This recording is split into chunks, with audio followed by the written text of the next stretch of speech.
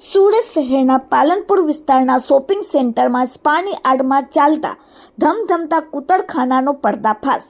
પોલીસે દરોડા પાડીને 3 ગ્રાહકો સહિત 5 લોકોને ઝડપી પાડ્યા, જ્યારે 4 મહિલાઓને મુક્ત કરવામાં આવી.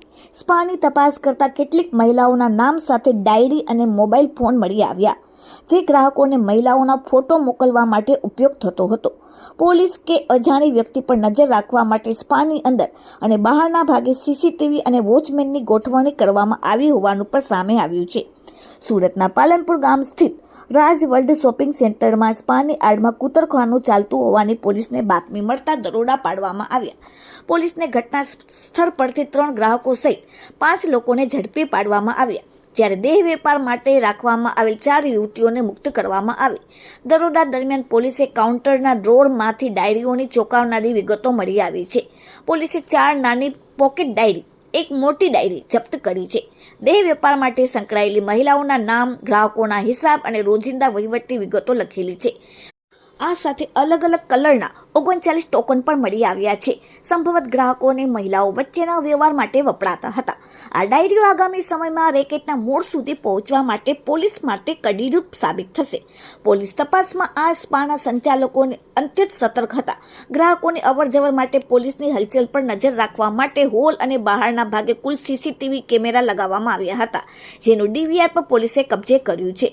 રેડ દરમિયાન જાણવા મળ્યું કે વિપિન ઉર્ફે રિંકુ સાહુ નામનો યુવક બહાર લોબીમાં ઉભો રહીને સતત વોચ રાખતો હતો, જેથી પોલીસના આગમનની જાણ અગાઉ થઈ શકે. પોલીસે જ્યારે રૂમમાં પ્રવેશ કર્યો ત્યારે દેહ વેપાર સાથે સંકળાયેલી મહિલાઓ કઢંગી હાલતમાં મળી આવી, જેમની પાસેથી કાઉન્ટર પરથી દેહ વેપારના પુરાવા તરીકે ગ્રાહકોને મોકલવામાં આવતા મહિલાઓના ફોટા ધરાવતા 11 મોબાઈલ ફોન મળી આવ્યા. 8,500 રોકડા વગર કોન્ડમ અને લાઇટ બિલ જેવી વસ્તુઓ પર કબજે લેવામાં આવી છે. પોલીસે આ મામલે સ્થળ પરથી 2 સંચાલકો, 3 ગ્રાહકોની ધરપકડ કરી છે, જ્યારે મુખ્ય માલિક હજુ ફરાર છે. સુદ્રો બાબુરાવ ચક્રવર્તી, ઉંમર 26, સ્પાના મેનેજર તરીકે કામ કરતો આ યુવક અડાજર વિસ્તારની ક્રિસ્ટલ સોસાયટીમાં રહે છે. તે ગ્રાહકો સાથે સોદાબાજી તરીકે દેહ વેપાર કરતો હતો. વિપિન ઉર્ફે રિંકુ જગદીશ શાહ, મૂળ મધ્યપ્રદેશનો રહેવાસી. આ યુવક સ્પામાં મજૂરી કામ સાથે બહાર લોબીમાં વોચ રાખવાનું કામ કરતો હતો.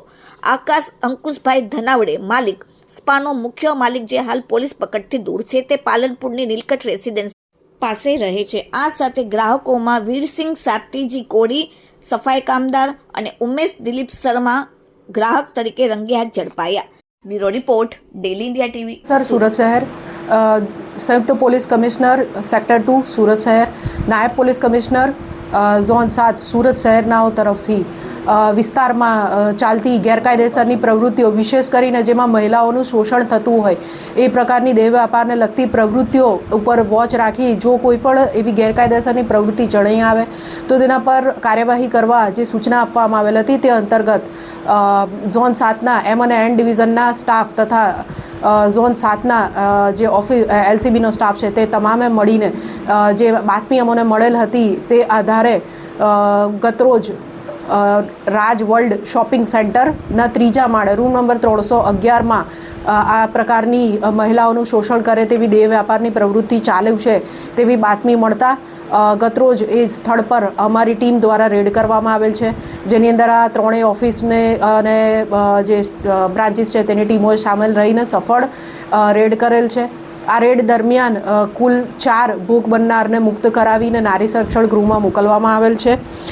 ગુનાની વિગત જોઈએ તો તે સ્થળે રેડ કરતા કુલ દેહ વ્યાપારની પ્રવૃત્તિ ચાલુ હતી, જેની અંદર 3 કસ્ટમર મળી આવેલ છે અને સાથે જે આ સમગ્ર પ્રવૃત્તિ છે તે ચલાવનાર કાઉન્ટર પર બેસનાર મેનેજર તથા તેનો સહાયક એમ અન્ય 2 ઈસમોને પણ ધરપકડ કરવામાં આવેલ છે. એમ કુલ 5 ઈસમોની આ ગુનામાં ધરપકડ કરવામાં આવેલ છે. સમગ્ર સર્ચ ઓપરેશન દરમિયાન અને રેડ દરમિયાન કુલ 7 મોબાઈલ કાઉન્ટરના જે દેહ વ્યાપારની પ્રવૃત્તિ માટે વપરાતા હતા, જેને કાઉન્ટરના મોબાઈલ કહી શકાય, જે મારફતે ગ્રાહકો સાથે વાતચીત અને પૈસા નક્કી કરવાની પ્રવૃત્તિ ચાલતી હતી, એવા 7 અને બીજા કસ્ટમર્સના અને એમ મળીને કુલ 11 ફોન સીઝ કરવામાં આવેલ છે. રોકડ નાણાં જોઈએ તો 8,500 જેટલા રોકડ નાણાં અને કુલ મળીને 63,000 રૂપિયાનો માલ સીઝ કરવામાં આવેલ છે. સાથે દેહ વ્યાપારની પ્રવૃત્તિને લગત જે આઇટમ્સ હોય જેમ કે કોન્ડમ અને ટોકન હિસાબની ડેઇલી હિસાબની ડાયરી વગેરે પણ આ ગુનામાં મળી આવતા સીઝ કરવામાં આવેલ છે. હાલ આ સ્પા ચલાવનાર જે ઈસમ છે, માલિક છે, એ વોન્ટેડ છે અને એની સાથે અન્ય કોઈ પણ આમાં સામેલ છે કે કેમ એ અંગે પાલ પોલીસ દ્વારા વધુ તપાસ હાથ ધરવામાં આવેલ છે. મેડમ, ટોકન શાના માટે રાખતા હતા, કઈ રીતે એનો ઉપયોગ હતો? સામાન્ય રીતે જ્યારે દેહ વ્યાપારની પ્રવૃત્તિ આવા કૂટણખાના પ્રકારમાં કાં તો સ્પામાં જ્યારે ચાલતી હોય છે ત્યારે અલગ અલગ મહિલાઓને લોભ લાલચ આપીને આ પ્રકારની પ્રવૃત્તિમાં સાંકળવામાં આવતી હોય છે. એમનો દિવસનો હિસાબ જે છે એના માટે અલગ અલગ પ્રકારની ટોકનો એમને કસ્ટમર દીઠ આપવામાં આવતી હોય છે અને ત્યારબાદ એ હિસાબે એ ડાયરી લખવામાં આવે છે ને એ આધારે નાણાંનો પછી હિસાબ કરવામાં આવતો હોય છે. પોલીસ પર નજર રાખવા માટે સીસીટીવી કઈ રીતે? આ જે ઓફિસ છે એની અંદર એન્ટ્રીમાં 2 કેમેરા લગાડેલા હતા અને એક કેમેરો હોલમાં લગાડેલો હતો. એનું જે છે એક ડીવીઆર સાથે કનેક્શન એ જે મેઇન હોલમાં હતું એમાં હતું. જ્યારે કોઈ ગ્રાહક આવે કાં તો કોઈ પણ ઈસમ આવે ત્યારે આ લોકો ગેટ પર લગાવેલા કેમેરાથી જોતા હતા કે કઈ વ્યક્તિ આવી છે ને જોયા બાદ જ પ્રવેશ આપતા હતા. અને કાઉન્ટર ચલાવનાર જે 2 ઈસમો છે, એક મેનેજર અને તેનો સહાયક, એમાંથી એક ઘણી વખત લોબીમાં આંટાફેરા કરીને પણ આજુબાજુનો કોઈ પોલીસ કાં તો કોણ આવે જાય છે એની ઉપર વોચ રાખતો હતો.